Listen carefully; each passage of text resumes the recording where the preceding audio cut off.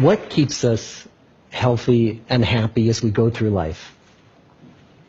If you were going to invest now in your future best self, where would you put your time and your energy?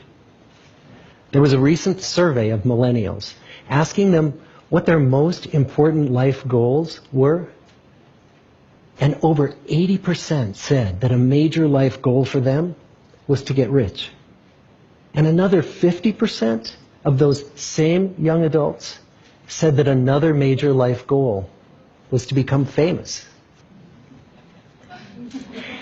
And we're constantly told to lean into work, to push harder and achieve more. We're given the impression that these are the things that we need to go after in order to have a good life. Pictures of entire lives, of the choices that people make and how those choices work out for them, those pictures are almost impossible to get. Most of what we know about human life, we know from asking people to remember the past. And as we know, hindsight is anything but 20/20. We forget vast amounts of what happens to us in life, and sometimes memory is downright creative. But what if we could watch entire lives as they unfold through time? What if we could study people from the time that they were teenagers all the way into old age to see what really keeps people happy and healthy? We did that. The Harvard study of adult development may be the longest study of adult life that's ever been done. For 75 years, we've tracked the lives of 724 men. Year after year, asking about their work, their home lives, their health, and of course asking all along the way without knowing how their life stories were going to turn out. Studies like this are exceedingly rare. Almost all projects of this kind fall apart within a decade because too many people drop out of the study, or funding for the research dries up, or the researchers get distracted, or they die, and nobody moves the ball further down the field. But through a combination of luck and the persistence of several generations of researchers, this study has survived. About 60 of our original 724 men are still alive, still participating in the study, most of them in their 90s. And we are now beginning to study the more than 2,000 children of these men. And I'm the fourth director of the study. Since 1938, we've tracked the lives of two groups of men. The first group started in the study when they were sophomores at Harvard College. They all finished college during World War II, and then most went off to serve in the war. And the second group that we've followed was a group of boys from Boston's poorest neighborhoods. Boys who were chosen for the study specifically because they were from some of the most troubled and disadvantaged families in the Boston of the 1930s. Most lived in tenements, many without hot and cold running water. When they entered the study, all of these teenagers were interviewed, they were given medical exams. We went to their homes and we interviewed their parents. And then these teenagers grew up into adults who entered all walks of life. They became factory workers and lawyers and bricklayers and doctors. One president of the United States.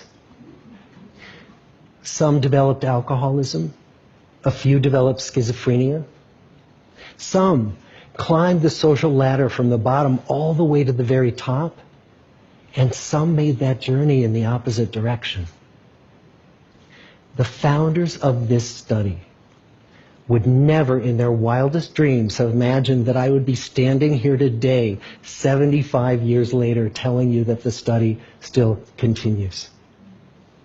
Every 2 years, our patient and dedicated research staff calls up our men and asks them if we can send them yet one more set of questions about their lives. Many of the inner city Boston men ask us, why do you keep wanting to study me? My life just isn't that interesting. The Harvard men never ask that question.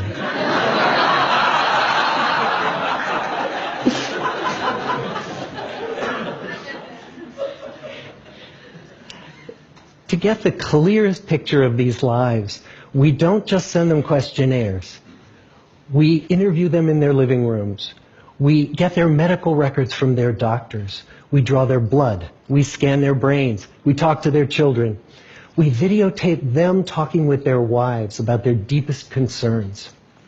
And when about a decade ago we finally asked the wives if they would join us as members of the study, many of the women said, it's about time. So what have we learned? What are the lessons that come from the tens of thousands of pages of information that we've generated on these lives? Well, the lessons aren't about wealth or fame or working harder and harder. The clearest message that we get from this 75-year study is this: good relationships keep us happier and healthier. Period. We've learned 3 big lessons about relationships. The first is that social connections are really good for us and that loneliness kills. It turns out that people who are more socially connected to family, to friends, to community are happier, they're physically healthier, and they live longer than people who are less well connected.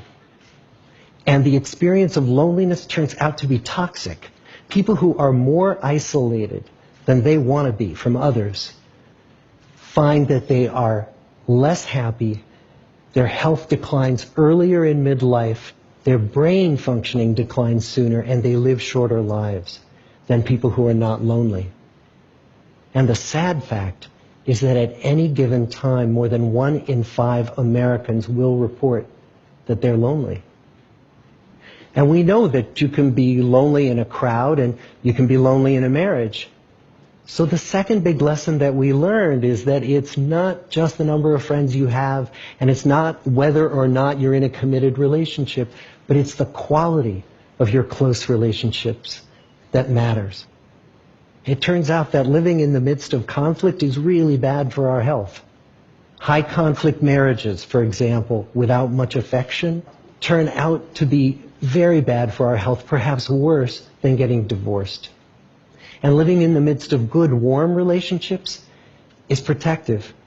Once we had followed our men all the way into their 80s, we wanted to look back at them at midlife and to see if we could predict who was going to grow into a happy, healthy octogenarian and who wasn't. And when we gathered together everything we knew about them at age 50, it wasn't their middle-aged cholesterol levels that predicted how they were going to grow old. It was how satisfied they were in their relationships. The people who were the most satisfied in their relationships at age 50 were the healthiest at age 80. And good, close relationships seem to buffer us from some of the slings and arrows of getting old. Our most happily partnered men and women reported in their 80s that on the days when they had more physical pain, their moods stayed just as happy. But the people who were in unhappy relationships, on the days when they reported more physical pain, it was magnified by more emotional pain. And the third big lesson that we learn about relationships and our health is that good relationships don't just protect our bodies, they protect our brains. It turns out that being in a securely attached relationship to another person in your 80s is protective. That the people who are in relationships where they really feel they can count on the other person in times of need, those people's memories stay sharper longer. And the people in relationships where they feel they really can't count on the other one, those are the people who experience earlier memory decline. And those good relationships, they don't have to be smooth all the time. Some of our octogenarian couples could bicker with each other day in and day out. But as long as they felt that they could really count on the other when the going got tough, those arguments didn't take a toll on their memories. So, this message that good, close relationships are good for our health and well-being, this is wisdom that's as old as the hills. Why is this so hard to get and so easy to ignore? Well, we're human. What we'd really like is a quick fix, something we can get that'll make our lives good and keep them that way. Relationships are messy and they're complicated, and the hard work of tending to family and friends, it's not sexy or glamorous. It's also lifelong. It never ends. The people in our 75-year study who were the happiest in retirement were the people who had actively worked to replace workmates with new playmates. Just like the millennials in that recent survey, many of our men, when they were starting out as young adults, really believed that fame and wealth and high achievement were what they needed to go after to have a good life. But over and over these 75 years, our study has shown that the people who fared the best were the people who leaned into relationships with family, with friends, with community. So what about you? Let's say you're 25, or you're 40, or you're 60. What might leaning into relationships even look like? Well, the possibilities are practically endless. It might be something as simple as replacing screen time with people time, or livening up a stale relationship by doing something new together, long walks or date nights, or reaching out to that family member who you haven't spoken to in years, because those all too common family feuds take a terrible toll on the people who hold the grudges. I'd like to close with a quote from Mark Twain.